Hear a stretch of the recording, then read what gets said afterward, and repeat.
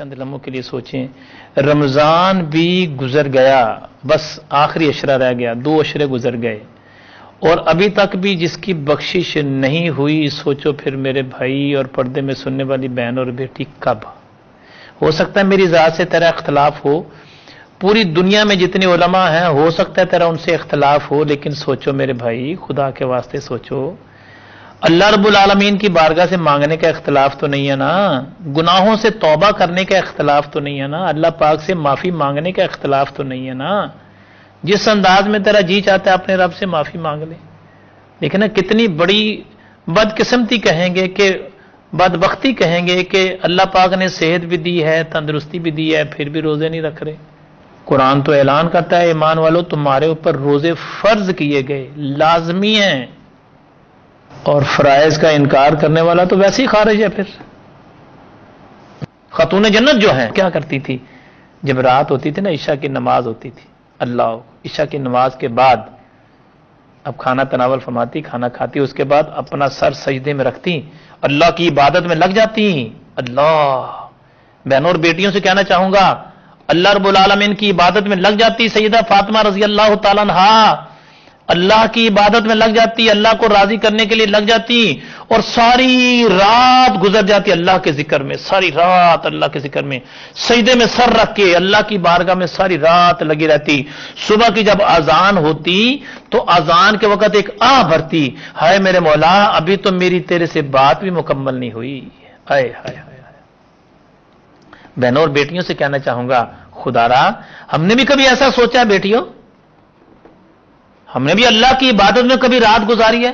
ہمیں تو سال کے بعد 21ویں رات کو شاید ساری رات جاگنا مشکل ہو جاتا ہے، 23ویں رات کو ہمارے لیے جاگنا مشکل ہو جاتا ہے، 25ویں رات کو ہمارے لیے جاگنا مشکل ہو جاتا ہے، 27ویں رات کو ہمارے لیے جاگنا مشکل ہو جاتا ہے۔ یہ تو راتیں ایسی راتیں ہیں جو ہیں ہی لیلۃ القدر، انا انزلناہ فی لیلۃ القدر، ان میں تو جو جاگنے والا ہے اسی کو لیلۃ القدر ملے گی نا، دوسرے کو تھوڑا ملے گی۔ پردے میں سننے والی بہنوں اور بیٹیوں، کیا ہم نے اپنی بیٹی کی تربیت ایسی کی ہے؟ کیا ہمارے گھروں کے اندر بیٹیوں کی تربیتیں ایسی ہوتی ہیں؟ بہت سارے ایسے لوگ ہیں، بہت ساری بیٹیاں ایسی ہیں، بہت ساری بہنیں ایسی ہیں، بہت ساری مائیں ایسی ہیں جو اس گئے گزرے دور میں بھی اللہ رب العالمین کی بارگاہ میں شب و روز عبادت میں لگے رہتے ہیں۔ بہت ساری بہنیں ایسی ہیں ہماری، بہت ساری بیٹیاں ایسی ہیں جو شبر یعنی پوری رات اللہ کی عبادت کرتی ہیں۔ میری بیٹیوں سوچو تو صحیح ذرا تم، اگر بیٹی کو ہی علم نہیں ہے تو اپنی اولاد کی تربیت وہ کیا کرے گی؟ اگر بیٹی کو دین کا علم نہیں ہے تو اولاد کا کیا کرے گی پھر وہ؟ ابھی دیکھیں نا، لاک ڈاؤن تھا پاکستان کے اندر، پوری دنیا کے اندر، اور 1 دن کے یا 2 دن کے لیے لاک ڈاؤن کھولا، اور اتنی دنیا تھی، اتنی عورتیں تھیں بازاروں میں، اتنی عورتیں تھیں کہ لوگ تعجب کر رہے تھے۔ جن لوگوں کی 30 سال سے 40 سال سے دکانیں ہیں بازار میں، وہ کہہ رہے ہیں ہماری زندگی کے اندر کبھی اتنا رش ہوا ہی نہیں ہے۔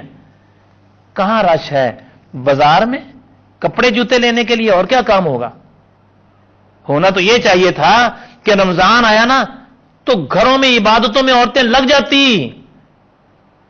ان کو اتنی ہوش نہ ہوتی کہ ہم نے بازاروں میں جانا ہے۔ شادیوں پر کئی راتیں، کسی کے گھر میں فنکشن ہے کئی راتیں، کسی کے گھر میں کوئی خوشی کا پروگرام ہے کئی راتیں جاگنا، بات ہی کچھ نہیں ہے۔